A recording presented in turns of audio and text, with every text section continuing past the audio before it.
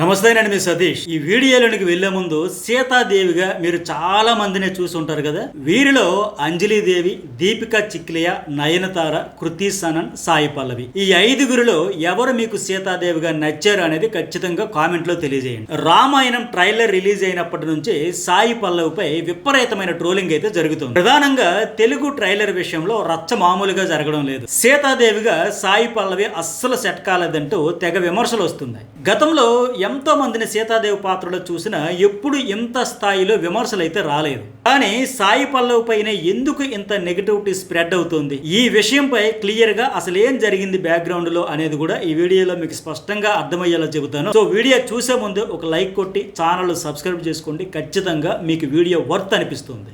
సాయి పల్లవి నిజంగా సీతాదేవి పాత్రకు సరైన ఎంపికేనా, లేక ఈ భారీ సినిమాలో కాస్టింగ్ పరంగా అదే అతిపెద్ద రిస్క్? ఆమె వాయిస్ వింటుంటే సీతాదేవి అనే భావన అస్సలు కలగడం లేదు. మన వివాహ సమయంలో మీరు నాకు ఇచ్చిన మాట మర్చిపోయారా? నా అభిప్రాయం ఏంటంటే రామాయణం తెలుగు వెర్షన్ లో సాయి పల్లవికి ప్రధానంగా ఆమె వాయిస్ మైనస్. కారణం ఈమె వాయిస్. ఆమె మిమ్మల్ని మోహిస్తోంది. మనకు భానుమతి హైబ్రిడ్ పిల్ల ఒక్కటే పీస్ అనే డైలాగ్ దగ్గర నుంచి తండేల్ సినిమాలో భర్త కోసం పోరాటం వరకు అన్నింట్లోనూ విని విని విని అలవాటైపోయాం. ఇప్పుడు అదే వాయిస్తో సీతాదేవి డైలాగులు చెబుతుంటే ఎందుకో అంతగా అతకట్లేదు. అదే అతిపెద్ద సమస్యగా మారింది. ఇప్పుడు సాయి పల్లవి నటన గురించి కొత్తగా చెప్పాల్సిన అవసరం లేదు. నేచురల్ యాక్టింగ్తో తనకంటూ ప్రత్యేకమైన గుర్తింపు తెచ్చుకున్న నటి. కానీ మహాసాధ్వి సీతమ్మ లాంటి పాత్రకు కేవలం ఆ సహజమైన నటన మాత్రమే సరిపోదు. ఆమె వాయిస్ డైలాగ్ మాడ్యులేషన్ గురించి సోషల్ మీడియాలో విమర్శలు రావడానికి ఇది కూడా ఒక ప్రధాన కారణం.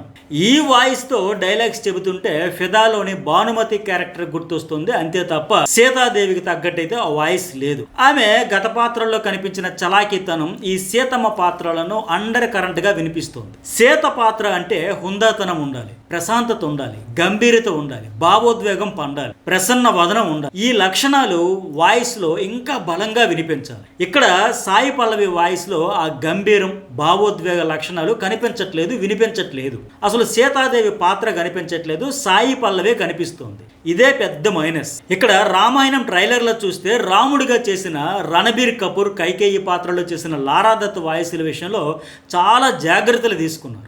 గతంలో ఎప్పుడో మన చిన్నప్పుడు టీవీల్లో చూసిన రామానంద సాగర్ రామాయణంలోని రాముడి పాత్రను ఎలాంటి వాయిస్తో చూసేవాళ్ళమో అలాంటి వాయిస్ను ఏరి కోరి తీసుకొచ్చి ఆ పాత్రలకు పెట్టారు. బట్ సీతగా పెట్టిన సాయి పల్లవికి ఆమె ఇతర సినిమాల్లో చెప్పిన ఆ సొంత వాయిస్ని ఎందుకు ఉంచేస్తారో అర్థం కావట్లేదు. ఖచ్చితంగా ఈ వాయిస్తోనే వెళితే ప్రేక్షకులు ఆమెను సీతాదేవి పాత్రలో లీనమైపోయి చూడడం చాలా చాలా కష్టమే. సాయి పల్లవి కూడా గంభీరమైన సీతాదేవిని గుర్తుకు తెచ్చే మరో వాయిస్తో డబ్బింగ్ చెప్పేస్తే చాలా వరకు నష్ట నివారణ చేయడానికి వీలవుతుంది అనేది నా అభిప్రాయం. ఇక లుక్ విషయంలో కూడా సీతాదేవిగా సాయి పల్లవి సెట్ కాలేదంటూ విమర్శలు అయితే తీవ్ర స్థాయిలోనే వస్తున్నాయి. గతంలో సీతాదేవి పాత్ర చేసిన ఎవరికీ రానంత నెగటివిటీ ఇప్పుడు ఈమె విషయంలో వస్తుంది. ప్రధానంగా ఆ ఉంగరాల జుట్టు, కాస్ట్యూమ్స్, మేకప్, వీటన్నింటిపైన కూడా విపరీతమైన ట్రోలింగ్ అయితే నడుస్తుంది. కారణం ఏంటంటే రామానంద్ సాగర్ టీవీ రామాయణంలో చేసిన దీపికా చిక్లియా నుంచి మొన్నటి వరకు ప్రభాస్ ఆదిపురుష్ లో సీతగా చేసిన కృతి సనన్ వరకు చాలా మందిని ఇప్పటి వరకు సీతాదేవి రూపంలో చూసిన ఏనాడు ఈ తరహా విమర్శలు ఇంత దారుణంగా రాలేదు. కారణం ఏంటంటే సీతాదేవి పాత్రను ప్రేక్షకులు ఎన్నో ఏళ్లుగా చూస్తూ ఏర్పరచుకున్న ఆ ఊహకు భిన్నంగా సాయి పల్లవి మేక్ ఓవర్ ఉండడమే. ఎందుకంటే ఇప్పటి వరకు సీత పాత్రను ఇలా ఉంగరాల జుట్టుతో ఎవరు చూపించలేదు. మిగతా ఇతర సినిమాల్లో పాత్రలను ఎలా ఉండాలి అనేది డిసైడ్ చేయొచ్చు, కానీ ఇలాంటి పురాణ పాత్రలంటే జనంలో ఒక రకమైన స్థిరమైన రూపం ఉంటుంది. దానిని దాటి వెళ్లే సాహసం చేస్తే ఇలాంటి విమర్శలు తప్పవు.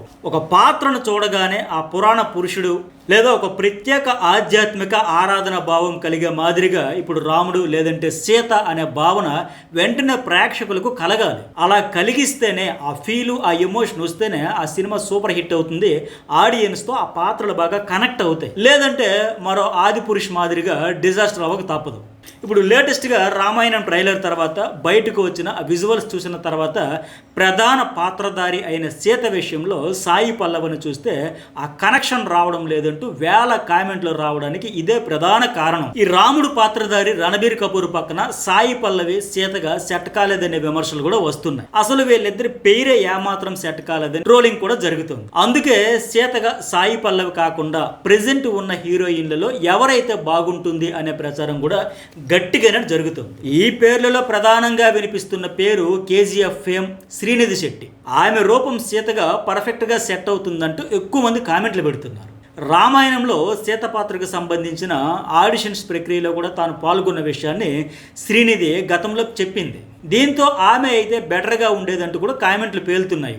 అయితే ఎవరెన్ని చెప్పినా ఆ డైరెక్టర్ సాయి పల్లవితో సీతాదేవి పాత్ర చేయించాలని ఎందుకు డిసైడ్ అయ్యారు అనేది పూర్తి సినిమా చూస్తే తప్ప తెలియదు. ఇక్కడ సాయి పల్లవిపై మరో వివాదం కూడా నడుస్తుంది. వాస్తవంగా దానివల్లే మరింత నెగిటివిటీ పెరిగిపోయింది. అదేంటంటే గతంలో సాయి పల్లవి ఒక ఇంటర్వ్యూలో మాట్లాడుతూ మన జవాన్లను ఆర్మీ వాళ్ళను చూసి పాకిస్తాన్లో ఉండే వాళ్ళు టెర్రరిస్టులు అనుకుంటారు, ఎందుకంటే వాళ్ళను హార్మ్ చేస్తున్నాం కాబట్టి, అలాగే మనం వాళ్ళను కూడా అలాగే అనుకుంటాం. ఇలా ఎవరి పర్స్పెక్టివ్ను బట్టి వాళ్ళ వెర్షన్ మారిపోతుంటుంది. అందుకే ఈ వైలెన్స్ అనేది నాకు ఎప్పటికీ అర్థం కానిది అంటూ ఏదేదో పిచ్చి పిచ్చిగా స్టేట్మెంట్ అయితే పాస్ చేసింది. 2022లో తెలుగు విరాట పర్వం సినిమా టైంలో ఈ కామెంట్స్ అయితే ఆమె చేసింది. దీనిపై దేశవ్యాప్తంగా తీవ్ర స్థాయిలో విమర్శలు వచ్చాయి.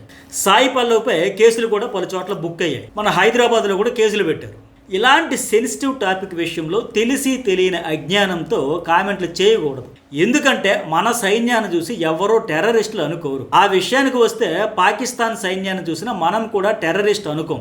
ఏ దేశ సైన్యమైనా ఆ దేశాన్ని కాపలాగాసే ఒక గొప్ప దేశభక్తులు. వాళ్ళు ఏ ఇతర దేశానికి టెర్రరిస్టులు తీవ్రవాదులు అవ్వరు, కేవలం సైనికులే. అయితే పాకిస్తాన్లో ఉండే తీవ్రవాద గ్రూపులైన తెహ్రీక్ ఈ తాలిబాన్ పాకిస్తాన్, లష్కరే తోయిబా, జైషే మహమ్మద్ లేదంటే ఆల్ ఖైదా ఇలాంటి వాటిని మాత్రమే మన భారతీయులను కూడా టెర్రరిస్ట్ గ్రూపులు అంటాం. అంతే తప్ప పాకిస్తాన్ సైన్యాన్ని ఎప్పుడూ తీవ్రవాదులు అనం. ఈ బేసిక్ నాలెడ్జ్ లేకుండా నోటుకొచ్చినట్లు ఎవరు వాగకూడదు. పైగా మన భారత సైనికులు ఏ దేశం పైన ఊరికే వెళ్ళి వాళ్ళకి హాని చేసే ప్రయత్నాలు ఏనాడు చెయ్యలేదు, చెయ్యరు. ఒకవేళ మనం పాకిస్తాన్ లాంటి శత్రు దేశాలపైకి ఆపరేషన్ సింధూర్ లాంటి దాడులు చేసినా అవి సామాన్య జనంపై కాదు, కేవలం మనకి హాని కలిగించే టెర్రరిస్ట్ మూకలపైనే. సో ఈ తరహా వ్యాఖ్యలతో సాయి పల్లవిపై ఇప్పటికే దేశభక్తులు మండిపడుతూనే ఉన్నారు. #Boycott Sai Pallavi, #stand with Indian army వంటి హ్యాష్ ట్యాగ్లతో ఒక ఉద్యమమే నడిచింది. అప్పుడు ఈ మండిపడే వాళ్ళలో హిందుత్వవాదులు అధికంగానే ఉన్నారు. అలాంటి హిందుత్వవాదులు ఇప్పుడు మహాసాధ్వి సీతమ్మ తల్లి పాత్రలో సాయి పల్లవిని అసలు ఏమాత్రం ఊహించుకోలేకపోతున్నారు, ఏమాత్రం జీర్ణించుకోలేక బహిరంగంగానే తీవ్ర స్థాయిలో మండిపడుతూ ఉన్నారు. ఎందుకంటే భారతీయ ఇతిహాసాల్లో అత్యంత గౌరవప్రదమైన స్త్రీ పాత్రల్లో సీతాదేవి పాత్ర ఒకటి కావడమే. సీతాదేవి అంటే కేవలం అందానికి మాత్రమే ప్రతీక కాదు, ఓర్పు, త్యాగం, కరుణ, ధైర్యం, ఆత్మగౌరవం, ఆత్మాభిమానం ఇన్ని భావాలను ఒకేసారి మోసే బరువైన పాత్ర. అలాంటి పాత్రను చేసే నటుల ఎంపిక విషయంలో చాలా జాగ్రత్తలు తీసుకోవాలి. అద్వితీయమైన సౌందర్యంతో పాటు ప్రేక్షకుల అంచనాలకు తగ్గట్లుగా హావభావాలు పండాలి. సాధారణ హీరోయిన్ పాత్ర కంటే ఎన్నో రెట్లు ఎక్కువ అంచనాలు ఉంటాయి. ఇంతకు ముందు సీతగా నటించి ప్రేక్షకుల మనసుల్లో నిలిచిపోయిన నటీమణులు ఎందరో ఉన్నారు. సీత పాత్రకు ప్రత్యేక గుర్తింపు కూడా వచ్చింది ఖచ్చితంగా రామానంద్ సాగర్ టీవీ రామాయణంతోనే. అందులో సీతగా చేసిన దీపికా చిక్లి అనే ఇప్పటికీ సీత అనగానే భారతీయులు గుర్తొస్తుంది. అంతలా తన పాత్రలో ఆమె లీనమై భారతీయుల హృదయాల్లో శాశ్వత స్థానం సంపాదించారు. 90s కిడ్స్ నోట్ బుక్స్ నుంచి బ్యాగుల వరకు అన్నింటిపైన ఆమె ఫోటోనే విపరీతంగా కనిపించేది. అంతలా ఇంపాక్ట్ క్రియేట్ చేశారు. మన తెలుగులో లవకుశ సినిమాలో సీతగా అంజలీదేవి బాగా నటించి మెప్పించారు. ఇప్పటికీ సీత అనగానే అంజలీదేవి గుర్తొచ్చే స్థాయిలో ఆమె తన పాత్రలో లీనమైపోయారు. ఆమె ముఖంలోని ప్రశాంతత, బాధను పలికించిన తీరు, తల్లిగా కనిపించిన కరుణ, సీత పాత్రలో ఉండాల్సిన హుందాతనం అన్నీ కలిసి తెలుగు ప్రేక్షకుల మనసుల్లో సీత అంటే అంజలీదేవి అనే స్థాయిలో ముద్రపడిపోయాయి. ఆ తర్వాత జయప్రద, శ్రీదేవి సహా అనేక మంది నటీమణులు సీత పాత్రలో కనిపించిన అంతలా ఇంపాక్ట్ కలిగించలేకపోయారు. బట్ ఇప్పుడు సాయి పల్లవి విషయంలో వచ్చినంత విమర్శలు అయితే రాలేదు. బహుశా అప్పట్లో సోషల్ మీడియా లేకపోవడం కూడా ఒక ప్రధాన కారణం కావచ్చు.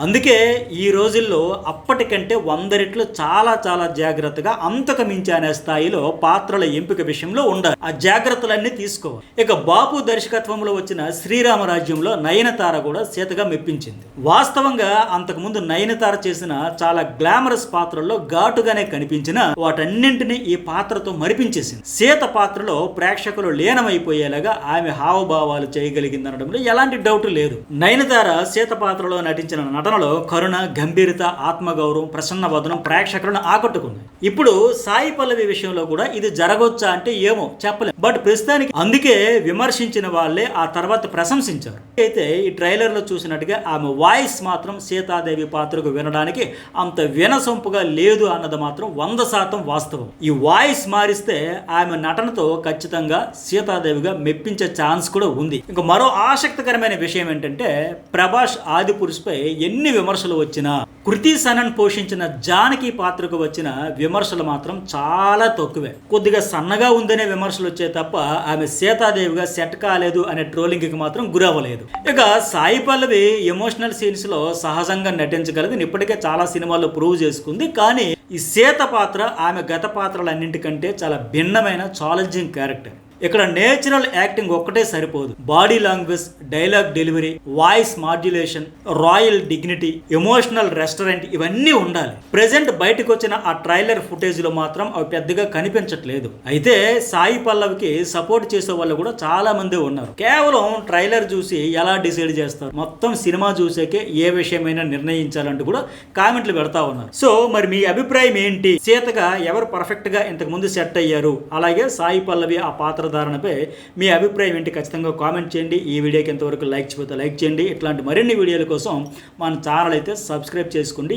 ఏ టాపిక్ మీద అయినా సరే ఇలాంటి డెప్త్ అనాలిసిస్తో ఆసక్తికరమైన విశ్లేషణల కోసం వీడియోకి అయితే లైక్ చేయండి, షేర్ చేయండి. మన ఛానల్ అయితే సబ్స్క్రైబ్ చేసుకోండి.